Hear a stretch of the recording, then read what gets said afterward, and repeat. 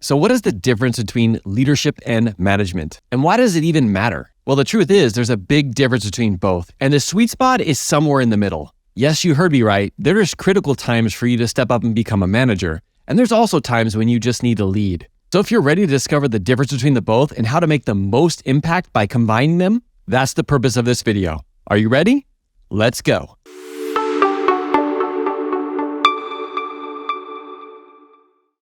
So welcome to Modern Leadership, where we see things differently. We help parents excel personally and professionally without having to sacrifice family time or burn themselves out. If you're new and you enjoy this content, consider subscribing. But let's jump right in. So let's start off with leadership.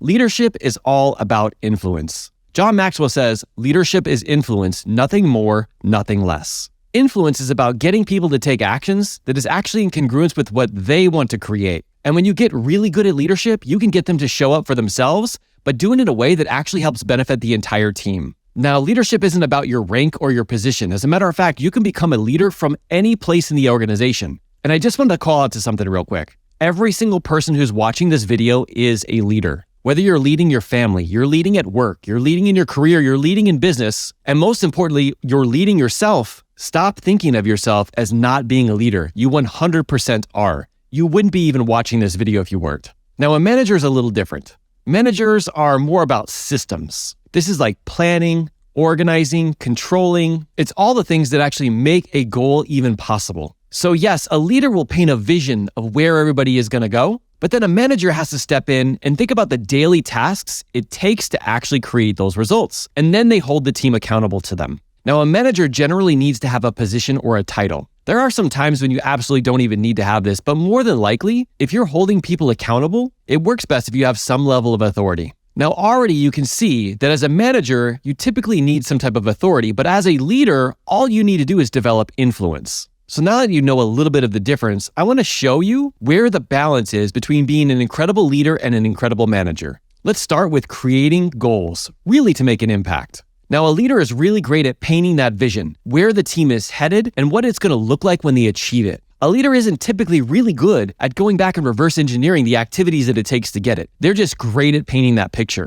Now, a manager steps in and starts to figure out all the processes, all the systems that need to be in place, and then assign specific roles to specific people to get them to take the actions to make that goal possible. Now, when it comes to leaders and managers, you may have even heard this described as a visionary and an integrator. Those two things are pretty much the same thing. A visionary is the person who goes out, has the goals, has the visions, and really can point the direction of the team. The integrator takes those goals and then reverse engineers it into the activities that they need to do every single day to make it happen. Can you see how the mixture of both of these is extremely powerful? Now, typically we will steer one direction or the other. Either we will be the leader or the manager. And I think it's critically important to make sure that if you are growing a team, that you have both on your side. But it's also important for you to step in between both of them to know that it's not only one-sided, because we really want to make the biggest impact here, right? Now let's talk about working with employees. What does it look like when a leader versus a manager works with their employees? So leaders are more concerned with aligning and influencing people to get them to take action rather than assigning them specific goals or tasks. They help people envision the bigger picture rather than the day-to-day activities that it takes. If they want to get employees more motivated, they will paint a much more clear picture of the vision that they are creating.